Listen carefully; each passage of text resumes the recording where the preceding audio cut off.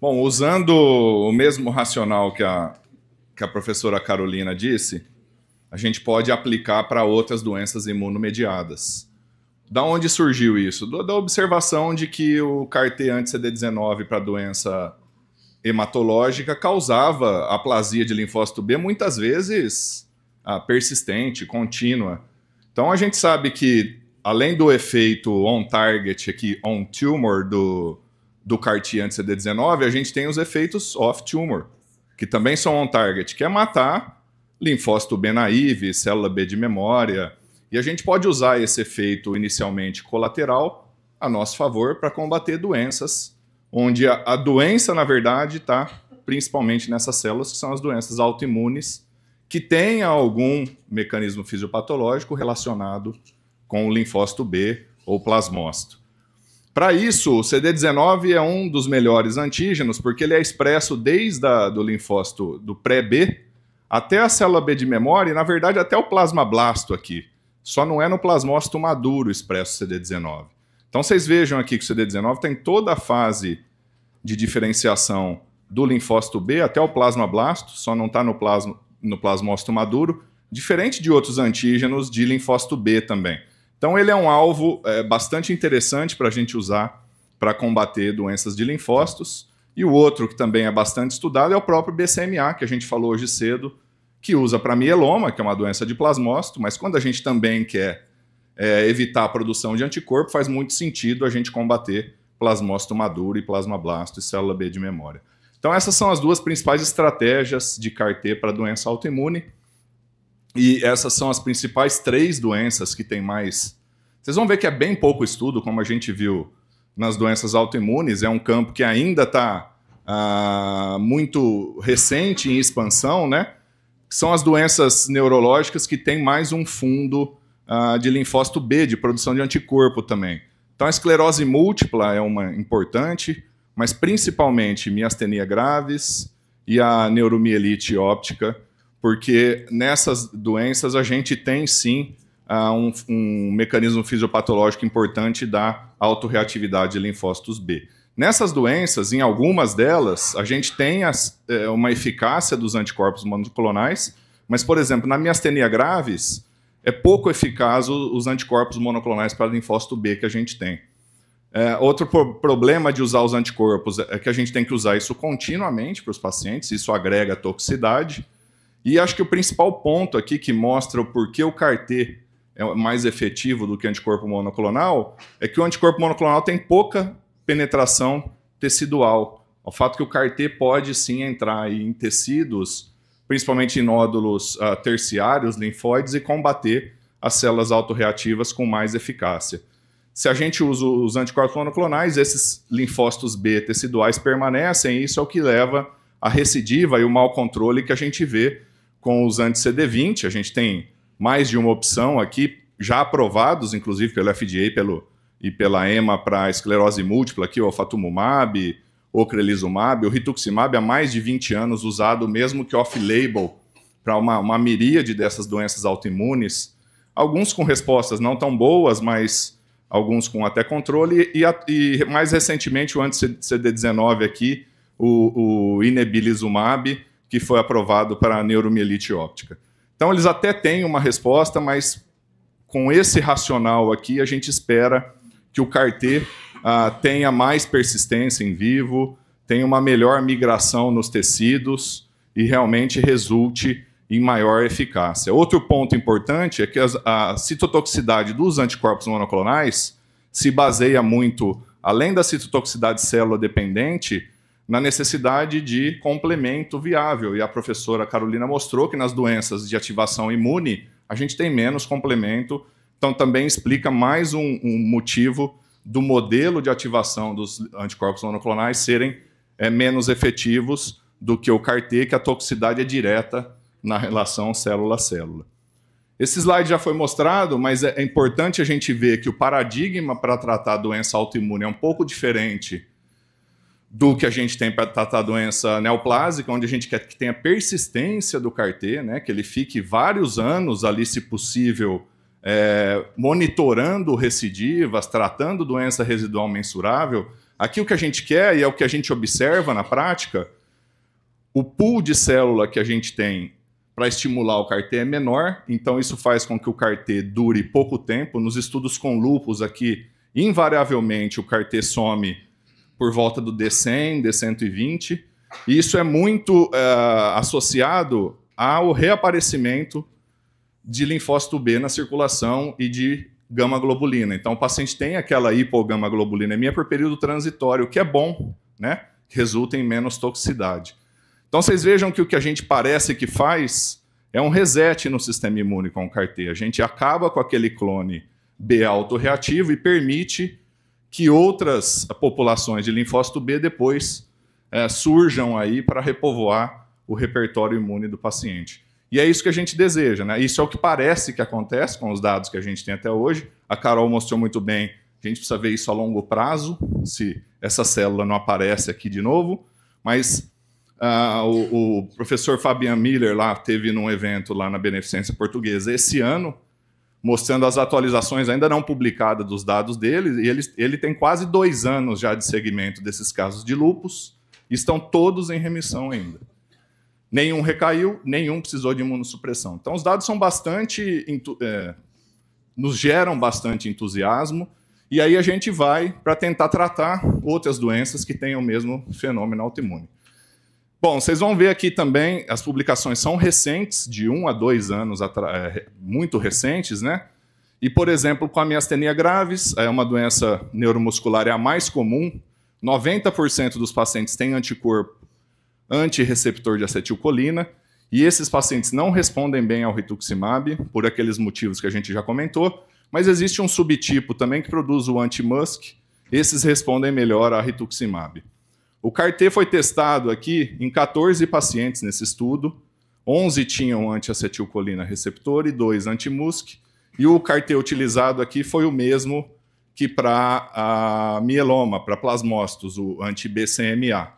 E o interessante aqui é que a transdução também não era por vírus, era por um RNA mensageiro, então durava pouco tempo essa transdução no CAR-T, mas era suficiente para causar aí, vocês vão ver, uma boa eficácia clínica nesses pacientes. Não teve nenhum paciente com CRS, nem toxicidade neurológica, e com esses bons resultados iniciais aqui, a gente tem agora 6 estudos em andamento atualmente com a mesma estratégia nessa mesma doença. Aqui é o score de atividade da miastenia gravis nesses pacientes. Vocês vejam que logo após o CAR-T, isso cai bastante, os 2 principais scores na miastenia gravis. Além do BCMA, tem um único paciente publicado tratado com o anti-CD19. Esse é um anticorpo humanizado com o CD28 coestimulatório. E esse caso é bastante interessante porque logo depois da infusão do CAR-T, a gente vê aqui a força muscular do paciente recuperando. Isso aqui é o tempo que o paciente mantém o braço esticado, que é uma das medidas da força muscular na miastenia gravis. Mas o que é mais interessante é isso aqui, ó. A distância que ele caminhava, então vocês vejam que ainda com o andador em azul, aí ele faz o CAR-T aqui, 10 dias depois ele anda bastante e joga o andador fora. Então o que está em verde é ele caminhando sem andador. Isso com 10, 20, 30 dias, é muito, muito rápido isso, né? E aqui os scores de atividade da doença, 2 principais scores, o que tá, esses raiozinhos vermelhos aqui, é antes do CAR-T, as exacerbações do paciente, que na miastenia gravis é intubação e ventilação mecânica. Então, esse paciente aqui tinha sido intubado 5 vezes. Aí ele faz o CAR-T, as atividades de doença caem rapidamente, isso se manteve ao longo do prazo, ao longo do tempo. Então, é bastante... Claro que é um caso só, mas é bastante... exemplifica muito bem o potencial que esse tipo de tratamento tem nessas doenças tão graves. Bom, a segunda doença, que é a neuromielite óptica, também poucos pacientes tratados. Também aqui esse principal estudo com anti-BCMA, que é usado principalmente para plasmócitos, e a mesma coisa, a gente vê uma boa eficácia clínica, melhora da capacidade neurológica dos pacientes, e dos 12 pacientes, 11 ainda estão livres de recidiva e sem nenhum outro tratamento mas vejam que a mediana ainda é muito pequena. Nós tivemos também a negativação dos anticorpos anti-aquaporina 4 aqui em 70% desses pacientes e também nenhum efeito colateral grave. Tivemos toxicidade hematológica em todos os pacientes. A Carol mostrou, ela é transitória, mas existe, né? Principalmente por conta da linfodepressão. Então, todos tiveram, mas foi recuperada. Todos tiveram CRS, mas foi tudo grau 1 e 2, que são os graus mais leves, bem tolerados. Só que esses pacientes ainda tiveram 7 infecções, nenhuma grau 3 e 4, mas é uma coisa para a gente ficar de olho. E aqui o gráfico antes do CAR-T, aqui é o CAR-T. Antes do CAR-T, todas as exacerbações que esses 12 pacientes tiveram nos últimos 10 anos. Então, vocês vejam que neurite óptica, mielite, neurite e mielite. Então, cada uma das exacerbações, vocês vejam várias aqui ao longo do tempo, e depois do CAR-T, o único paciente que teve uma exacerbação foi o primeiro, porque é o que foi tratado com a dose mais baixa, que foi a dose inicial do estudo. Depois que eles escalonaram a dose, por enquanto, nenhum dos 11 pacientes tiveram nenhum tipo de exacerbação da doença.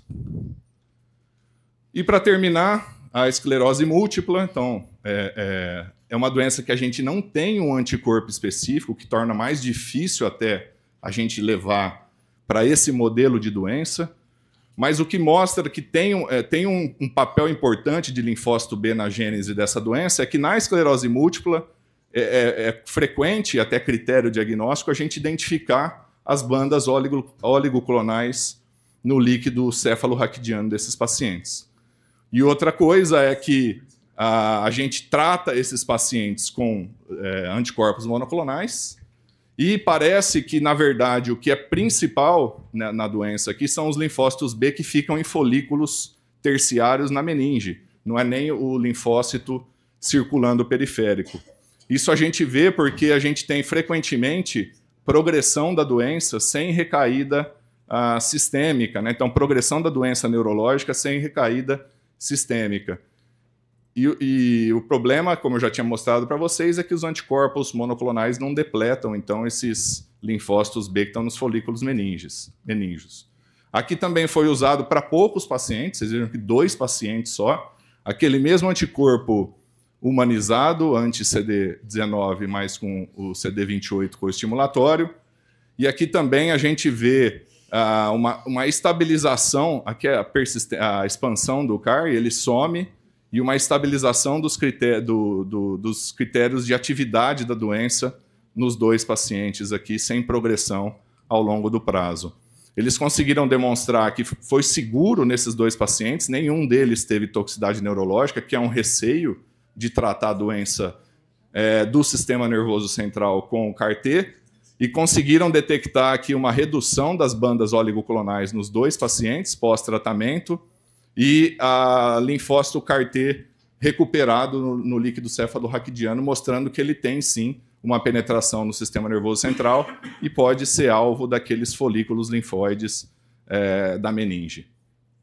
Com esse resultado aqui, a gente tem mais 2 estudos clínicos grandes não, mas esse aqui sim, que é um estudo americano multicêntrico, que vai tratar 98 pacientes, está recrutando agora, e tem mais um com 12 pacientes. Então, a gente está ainda engatinhando, um pouco antes ainda do tratamento de lúpus e das outras doenças reumatológicas.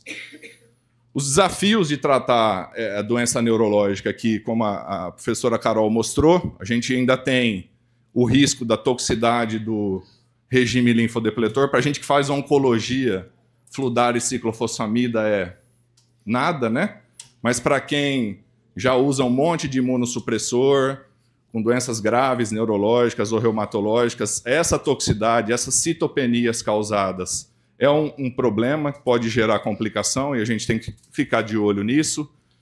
As complicações imunológicas parecem ser menor, porque, diferente da doença oncológica, onde o pool de antígeno para o CAR-T expandir é muito grande, nas reumatológicas, neurológicas, é mais o linfócito circulante ou infiltrando tecidos, é muito menos antígeno para a gente estimular o CAR-T e ter CRS e neurotoxicidade. Mas o grande problema do paciente neurológico é como você vai monitorar, por exemplo, um paciente que tem encefalopatia, Como ele vai fazer a escala ICE se ele não escreve, não tem força muscular, ou se ele tem a alteração do nível de consciência de base? Então, tem crescido aí as estratégias ou de ressonância funcional periódica nesses pacientes, ou até eletroencefalograma contínuo, para tentar identificar e tratar precocemente essas toxicidades, já que o que é o basal, o mais comum, que é basear na escala ICE, a gente não pode lançar a mão nesse tipo de paciente. E os efeitos a longo prazo, obviamente, vocês viram aqui segmentos muito curtos ainda, de meses, no máximo anos. A gente não sabe se essa doença vai voltar, quais podem ser as toxicidades, se essa linfopenia parece que não é prolongada, parece que a gente tem uma recuperação, mas se isso pode acontecer ou não, e principalmente o risco de infecção nesses pacientes. Então, são todos pontos para a gente abordar. Esse é um slide também muito parecido com o da Carol. A Carol pôs uma isca, eu pus um cavalo de Troia, mas é a mesma coisa. A gente dá, em vez de pôr o CD19, esse aqui é o mesmo da desmoglesina 3, é o do pênfigo, mas existe um em andamento para MuSK. Então, dando o MuSK, e aí o anticorpo, o alto linfócito B que vai reagir com o MuSK se liga com ele, e aí o CAR-T mata esse linfócito só autoreativo. Ele poupa o resto do pool de linfócitos B do paciente, dando muito menos toxicidade, mas isso ainda é estudo in vitro, né? A gente não tem... Na verdade, tem um agora do anti-MuSK indo para a prática de estudo clínico fase 1. E aqui uma lista dos 10 principais estudos. A Carol mostrou aqui para lúpus, tem o quê? Uns... Mas só para lúpus, né? Para doença reumática, aí tem uns 30 clinical trials em andamento. Aqui nós temos 10 para doenças autoimunes em andamento. Vocês vejam que a maioria é BCMA e CD19. Aqui o cara anti-MuSK, que eu falei para vocês, que vai tratar 24 pacientes. E eles todos começaram muito recentemente, ou na China, ou nos Estados Unidos. E essas são as 3 principais doenças. Então, a neuromielite óptica, a esclerose múltipla e... Cadê o... Esclerose múltipla, neuromielite óptica, cadê a miastenia? Aqui. Miastenia, miastenia, miastenia.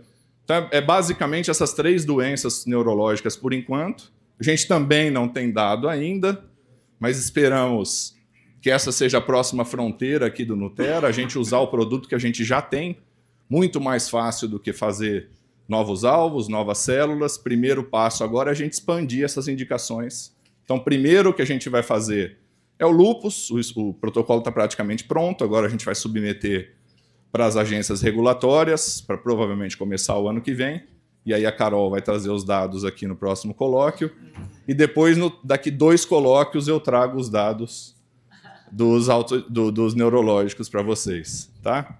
Obrigado mais uma vez pela atenção.